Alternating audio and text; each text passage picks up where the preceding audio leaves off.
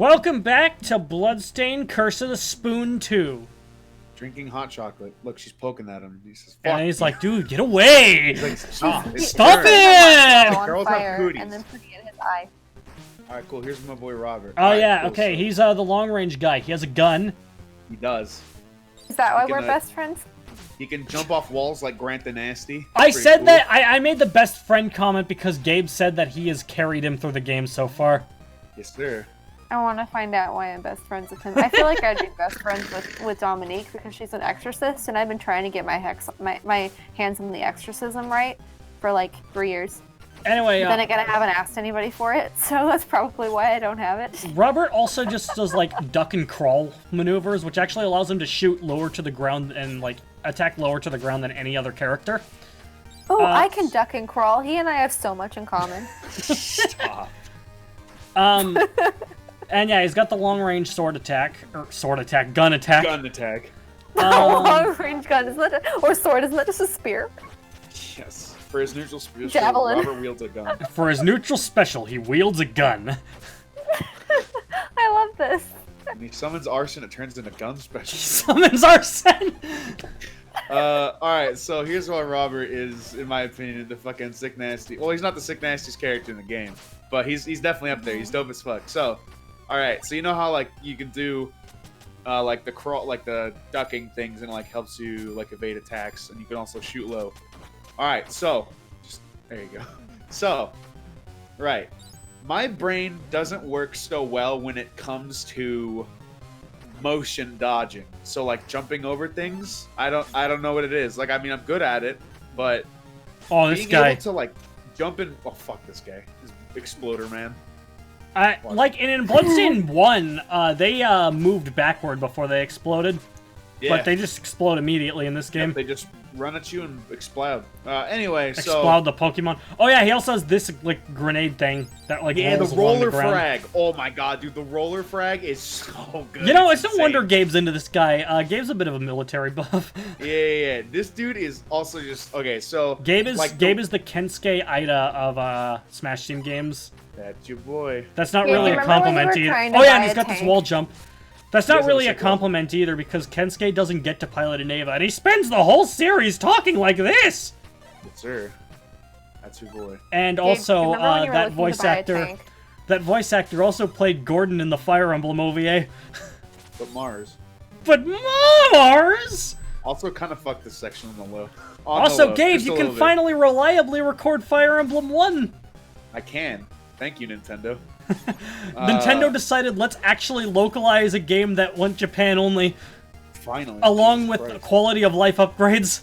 You got save states, you got do the turnover.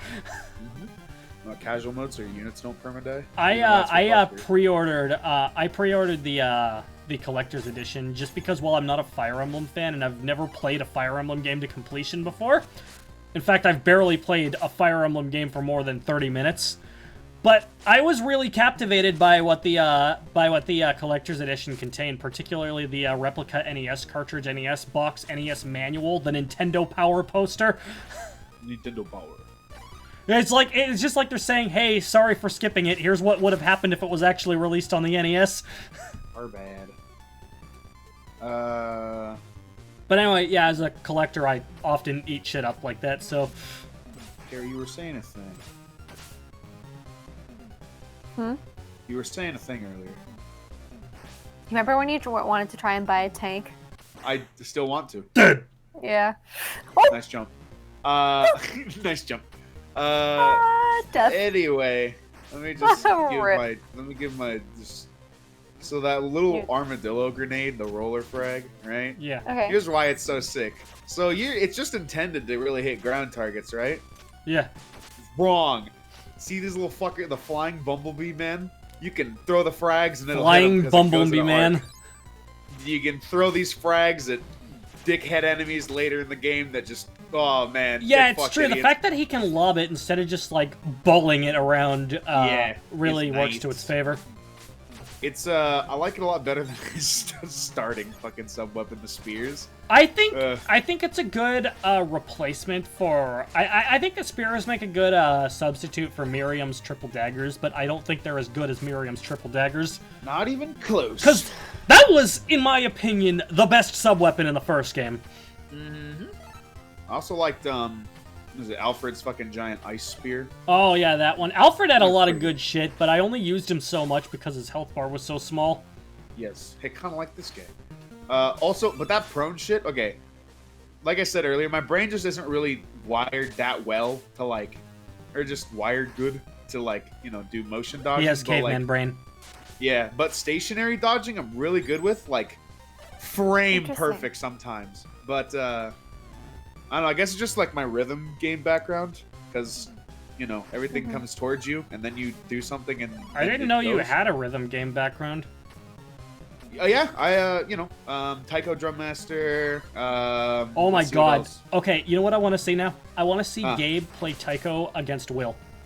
Yes! Oh my gosh. Will would probably cook me, but I definitely. I mean, both of you were actual percussionists in school, true. so. It's true. Yeah. So Gabe's then pretty musical anyway, so I'm not surprised he's and good so at is Will. rhythm-based games. Yeah. Right, but I mean, in general, it doesn't surprise me. All right, that ready for the he's sick good at play? stationary dodging, Go for the. based on Gabe's musical background. Okay, I was honestly hoping I was going to go for the Dominique play, but here, I'll do it anyway. Nope, I fucked it up. I fucked it up. Nice, good job, great. Nice job, nice ass. But I like your ass, Morgan. I'll dismiss myself. Taiko is Taiko's pretty good. I like let's see, there's this game called Amuse Dash I really like. You play Rhythm Heaven? Yeah, and you like Dance Dance Revolution too.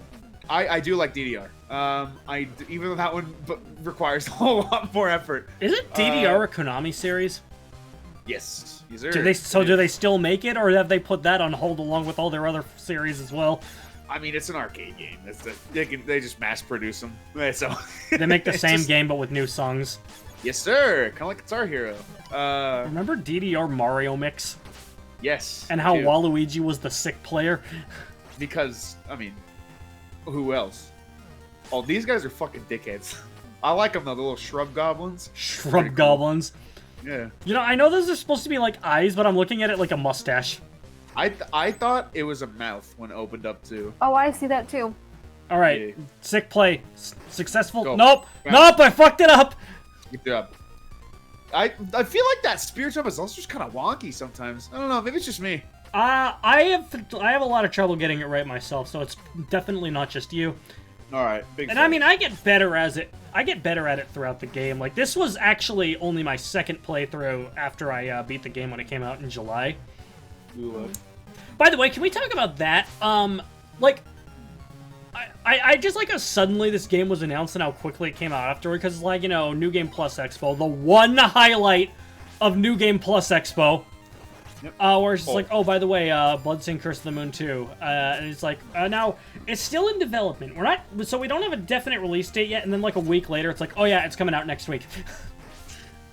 So the special weapon you picked up, I like a lot. It's very situational. The bazooka?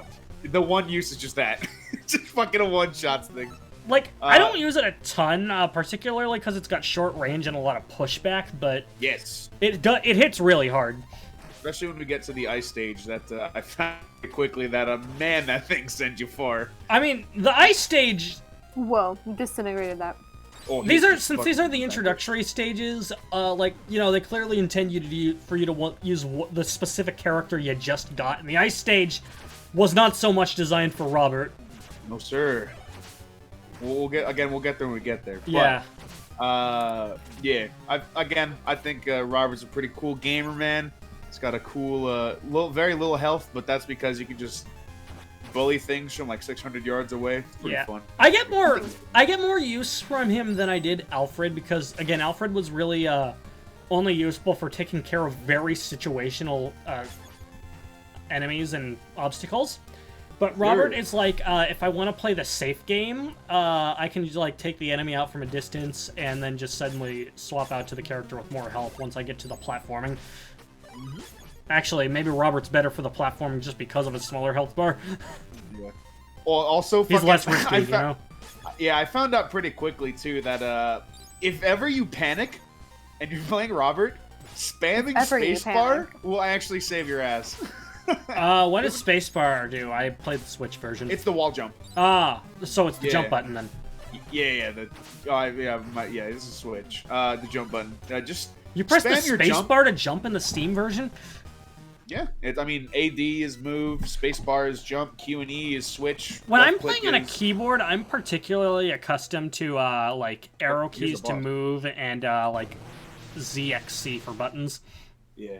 So here's how did I describe this, man, when I texted you? Okay, can we just talk about how, just like before, we're fighting a train again? Yes. I'm trying to see how I... Hang on. You sent a text to me about it, too. I called him Armored Centurion Beetle. Armored Centurion Beetle! Because, obviously, he's armored. He's got a Centurion on top, and he looks like a beetle bug.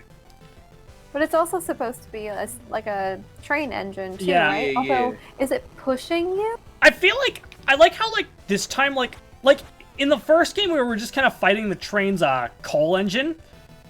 But, like, in this game, we're just fighting the train directly. Ram. But is this just going to become a staple for Bloodstained games? Like, is every one of them just going to have a train boss? Because, you know what? I'm down with that. That sounds like fun. The boss was trains all along. The boss was trains all along. Yeah, this guy's also got a pretty nice, funky little attack pattern, too. I didn't realize until just before I was finished with the boss. The little section immediately in front of him, you can actually walk on. I thought it was just like a weird, like where the blue ended was like, that's like you can't go past that. Yeah, it is a bit weird, but that's just like the foreground fence. Yeah, and I didn't know that until again, like the very end. But I just used Robert to just fucking shoot the hell out of this thing for so long. Yeah. Not too much damage though. I don't know. I find Dominique the most useful just because she has range and power at the same time. Sir, for him. But I mean, not like projectile range, more like Marth range. Anyway, what were you saying, Carrie? I found that if I focus on the ground hard enough, I can make it go backwards and make it look like the train engine is pulling you. I see what you mean, and now I can't unsee it, and I just want it to go back to going forward, Carrie. You just don't. Just what I one hitter, baby. One hitter quitter. Listen, Gabe, he retracts after a little bit. I see. You can't just attack him whenever. You can only attack him when he has the fire shooter thing out. It's true. The big bad So is that where you have to hit? Yeah. Sir, watch. Clonk, he's dead. Uh-huh. And then his homeboy dies on top of him. That makes sense. I would think But then watch this. All right, get ready. Place that you could have hit him was the Centurion on top. Are you ready like, for this, get a Carrie? headshot or something. This actual lad. Oh, it's a train boy. Oh Said, my. stupid fucking train. I am the greater train. I called him a train boy when I first saw him too. Oh my gosh. And then there's the plot twist. Is insane. Yeah, you ready for the plot twist? It's a dog. It is a fucking dog. It is a and not just like not like a talking dog. It's just a corgi, a regular old corgi. It is just a dog and dog. This dog you. piloted a mech and punched a fucking giga train. What sort of device is that? Fall back, Zangetsu. This must be the work of alchemists. Not every alchemist is evil, Robert. It appears to have done all of this just so it could try to find me. Damn it, this is a mistake. We will regret this. It's a fucking dog. All dogs are good boys, Robert. All dogs go to heaven. Yeah, Hachi. Yeah, his name's Hachi. It's like that legend. Yeah. The Japanese legend. Well, I mean, it's a true story, not just a probably legend. Yeah. Can legends be true? Legends don't burn down villages. I'm sorry, Carrie, you said the exact same thing as one of the characters in the Skyrim prologue says. You're finally awake. Be true? Yeah, well, after that, he's like, Jarl Ulfric, could the legends be true? And he's like, legends don't burn down villages. Because dragons attack them. Yeah. Anyway, yeah, this game just gave us a corgi in a steampunk mech. Mm-hmm. And You're basically playing Gundam. Yeah. Pretty cool. We'll get into him in a little bit next time on Smash Team Games. Arf. Arf? the sound a dog makes. Yeah, it is. You ever heard a dog before? I have. That's why I said that.